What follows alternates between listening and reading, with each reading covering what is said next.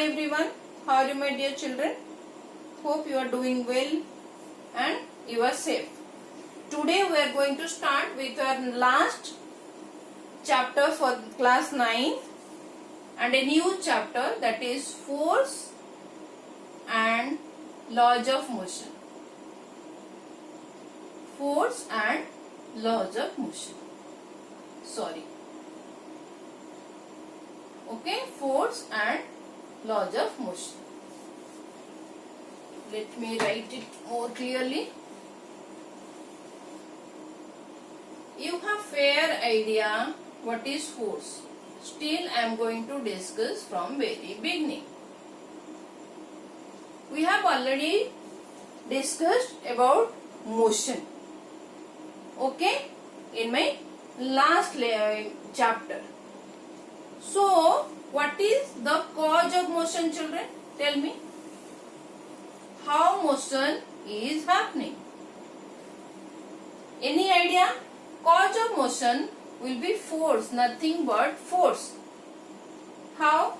Suppose you are here now, standing. A ball is, this is your ball. Okay? Now you have pushed the ball. So when you are pushing the ball is moving. Okay? So ball is at rest initially and you have pushed the ball. So ball is moving now. Ball is in motion. So force, while pushing that ball, while kicking that ball, you are using force. So that means when the body is at rest, using force, it can move. So stationary object can move using force. Clear? Okay. So this is your push. Suppose a box is over here and you are here. So you are now, this is your string. So you are pulling the box like this. So again you are applying the force. Then only this box is moving. Box is at rest initially. With application of force, your box is in motion. So that means cause of motion is your force. So suppose another thing. When object is at rest, you are using force. Clear? Can you see the force? No. A force cannot be seen. Only with the effect. A force is there or not, by the effect only we can identify whether the force is there. So a force can be judged only by the effect which it can produce in different objects. Now we have seen a stationary object can move with application of force. Can this force stop a moving object? Let us see. Can this force stop a moving object? Suppose a ball is moving like this. Okay. Now you just stop it like this. You apply your force like this. So ball will stop. That means force is also used to stop the motion. Suppose you are going in a car and you apply the brake. Now you can stop the car. So force is also used to stop the motion. That means moving object can come to rest with your force only. Clear, children? So force can help to move the object. Force can help to stop the object, moving object. Now what other thing can force do? Let us see. Suppose this is your now a ball. Can you see this ball? Now I am pressing this ball. Can you see the shape and size is changing? The shape and size is changing. I am applying the force. You can easily see this is changing. Okay. So force is used to change the shape and size of the object. Okay. Now take this case of rubber band, stretch it. So when we are stretching it, so this is also application of force. I am applying force. So this is again the shape and size of the rubber band is changing. When I am leaving, again it is going back. Okay? See. Now this is the case of a string. See, again I am changing. I am pulling it. When I am pulling it at both the ends with the hands, then the shape and size again changing. You can see the length increases. Okay, length increases. That means force is also used to change the shape and size of the object. What other things it can do?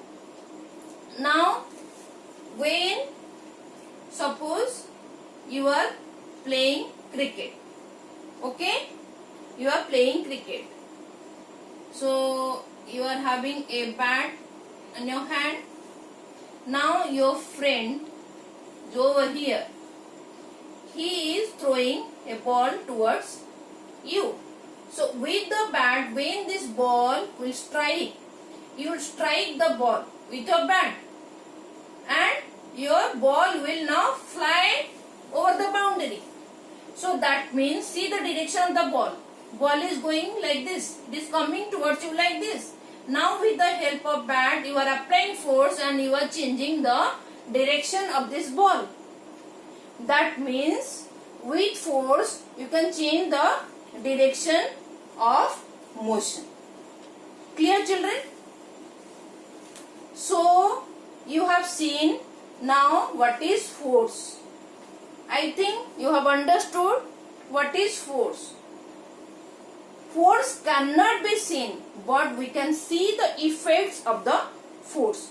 A force can move a stationary body, a force can stop a moving body, a force can change the speed of a moving body or can change the velocity of a moving body. Very important. Why velocity? When a object is at rest, with application of force, it is moving. So speed, magnitude is changing. Okay, and you can see here also direction is changed. Here also you can change the direction with application of force. So magnitude is changing and direction is changing. That means speed is either increasing or decreasing if you are applying a moving. Suppose you are stopping a moving object, a moving ball. That means speed decreases. And when ball is at rest, with application of force, ball is moving. That means speed increases. But you can change the direction also. That means you can change the magnitude, you can change the direction. That means velocity can change with the use of force. So force can change the velocity of a moving body. Force can change the direction of a moving body, and a force can change the shape and size of a moving body. Is it clear, children? Let us again see some different examples. Suppose a tree is over here, okay, leaves, or you can say fruit. Fruit is over here, or leaves. Your fruit or leaves are falling on the ground. This is your ground. How it is falling? Suppose wind blows, then this leaf will fall down, or fruit will fall down. How? Because of the force of gravity. It will pull, it will apply the force in this direction. So your leaves are falling on the ground. Clear, children? So this case also force is used. Suppose a ball is falling freely. Okay? So you have seen in gravitation chapter, the speed increases because earth is pulling with the gravitational force. Okay? So it increases the speed. And suppose suppose you are throwing ball in opposite direction towards like this.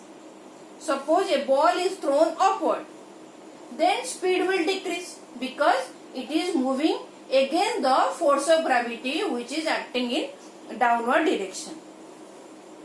Okay children? Now suppose you are using agarbatti, that incense sticks, for puja in a house. Okay? If you blow air from your mouth on the smoke rising, suppose this is your incense stick, smoke is rising like this, now you are blowing air. Okay? Now you are blowing air. So what will happen? The direction of the motion of the smoke changes. So that means force exerted by the blowing air changes the direction of the moving smoke. So force can change the direction of motion of a moving body also. Clear?